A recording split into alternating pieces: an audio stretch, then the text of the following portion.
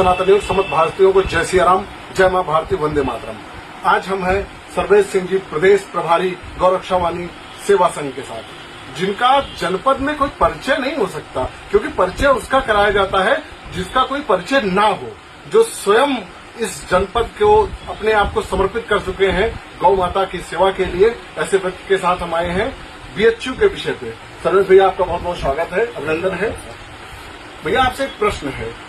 आज आपने देखा कि बीएचयू के दीवारों पर लिखा है कि ब्राह्मणों तुम्हारी कब्र खुदेगी बीएचयू की धरती पर। इस पर आप क्या कहना चाहेंगे?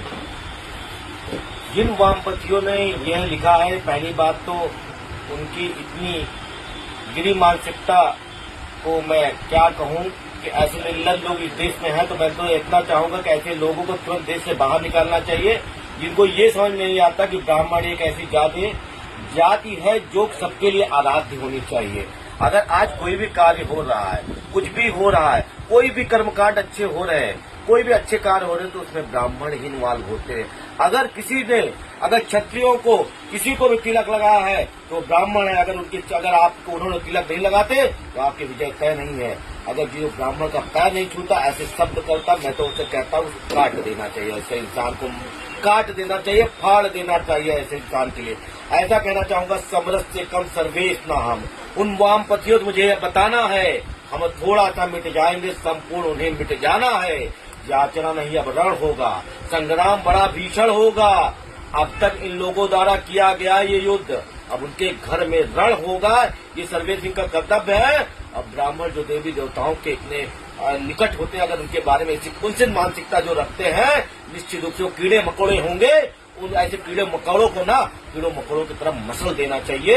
अभी क्षत्रियों के भुजाओं में इतना दम है, क्योंकि ब्राह्मण के सामने, ब्राह्मण के ऊपर आंख उठा के देखे, उसकी आंख फोड़ दी जाएगी, उसके भुजाओं को काट दिया जाएगा, उसको विकलांग बना दिया जाएगा।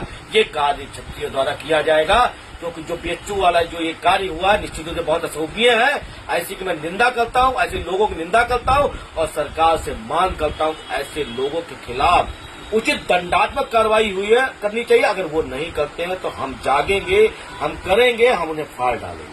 सर्वेश भैया, एक प्रश्न और है। आप देख रहे हैं पिछले कुछ समय से ब्राह्मण और क्षत्रियों को विशेष रूप से टारगेट किया जा रहा है। हमारे पूर्वजों को टारगेट किया जा रहा है कि वो ऐसे थे वैसे थे, और जो विचारधारा है, आप देखें, कहेंगे कि इन्होंने पदों पर कब्जा कर लिया।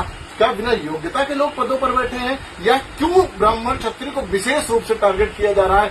कहा गया ब्राह्मण क्षत्रिय बनिया, ये भारत छोड़े, ये लोग यहाँ के मूल निवासी नहीं। इनके विषय में आप क्या कहना चाहेंगे? क्योंकि ये लोग कुंसित मानसिकता के लोग हैं, जो कि जिनके दिमाग में एकदम पागलपन सवार हो गया, उनका खुद का अस्तित्व नहीं हुआ हमारे अस्तित्व के बारे में, और क्षत्रियों और ब्राह्मणों और लोगों के अस्तित्व के बारे में क्या जानते हैं।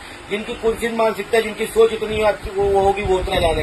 कुल मिला के सारे लोग सनातनी है, और सनातन ही हमारा धर्म है, सनातन ही हमारी जात है, सनातन ही हमारा भाई, सनातन ही हमारा रिश्तेदार है, सनातन ही हमारे लिए सब कुछ है। और भारत हमारी माता, हिन्दुस्तान हमारा देश है, हम उनके लिए गर्वान्वित है। ऐसे कुंसित मानसिकता लोगों को मैं निंदा करता हूँ। ऐसे लोगों को देश के बाहर, बांग्लादेश और पाकिस्तान हृदय से बहुत बहुत आभार सर्वेश भैया आपका। आप जैसे क्षत्रिय, आप जैसे सनातनी जब तक इस धरा पर है, भारत को विश्व गुरु बनने से कोई नहीं रोक सकता। आप जैसे सनातनियों को इस राष्ट्र की आवश्यकता है। हृदय से आभार। आज के लिए इतना ही। जय सिया राम। धन्यवाद।